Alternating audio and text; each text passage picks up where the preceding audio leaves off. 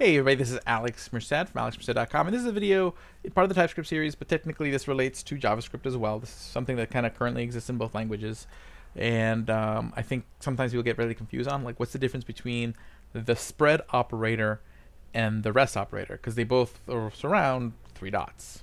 Okay, so let's show you. So first let's go over the rest operator. And the way you want to think about it is the rest operator lives up to its name. It means and the rest of them. So let's pretend I have an array. So my array equals 1, 2, 3, 4, 5, 6. Let me add my const so that way TypeScript doesn't get angry with me. Okay. So there's const my array. So let's say I want to do something like array destructuring. So I want to say, I want the 1 to be assigned to a variable called 1. I want the 2 to be assigned to a variable called 2. But I don't really care about the rest of them. I want the rest of them to be in a separate array. Okay. So what I'll do is I'll put comma, so I know it's the next one. Then you do 3 dots. It always has to be the last one. Okay. You can't do this in the middle. And then what I'm saying is that for the rest of the values, so basically 3, 4, 5, 6, I want them to be put in, let's say, remainder, we'll call it. Okay? That, and then that's going to equal my array. So essentially what it's doing, this is taking a look at my array, assigning the first value to a variable named 1, assigning the second value to a variable named 2, and the remainder to a variable called remainder. So it takes the rest. That's why it's called the rest operator. So if I were the console.log the rest, so console log remainder, okay, let's see what happens. So let's save it. And there you go. Okay, 3, 4, 5, 6. So see that array equals the remainder. Okay, which is really useful because actually technically it's a whole separate array. And the reason I point that out is generally if you do like one array equals another array, they're technically still the same array, because an array in JavaScript is really not the data structure. Your variable that holds your array is really a reference to where the array is in memory. So when you say one array equals another array, you're just making a copy of the reference, not the actual data, which is important to know to avoid certain mistakes. Always you want to make sure you understand how things are working in any programming language. What is your variable actually holding inside of it? Is it holding data or a reference? Like in languages like C++ and Go, the differences between references and holding a value are very explicit. In JavaScript, those are kind of things you just kind of learn along the way, oftentimes by accident.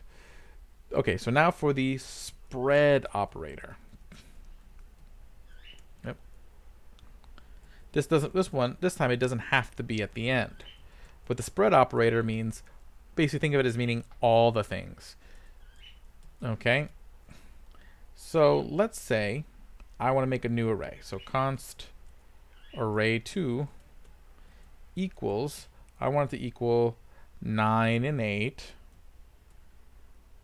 And then I want to include everything in my array.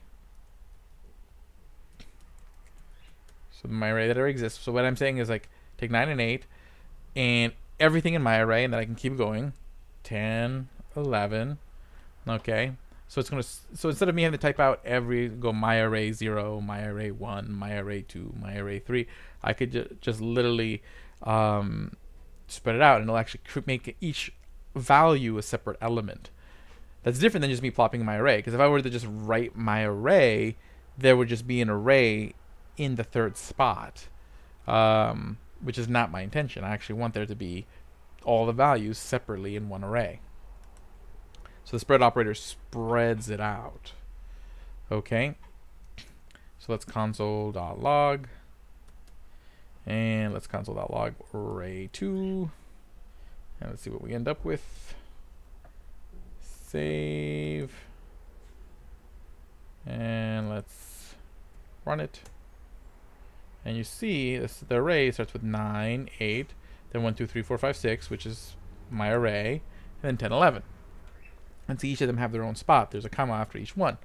So it's spreading it out. It knows. Now, one thing, I'm not sure if you're 100% sure if you can do this, but let's give it a shot. What if I know you can use a spread for objects in certain conditions, but let's see if we can put it in the array.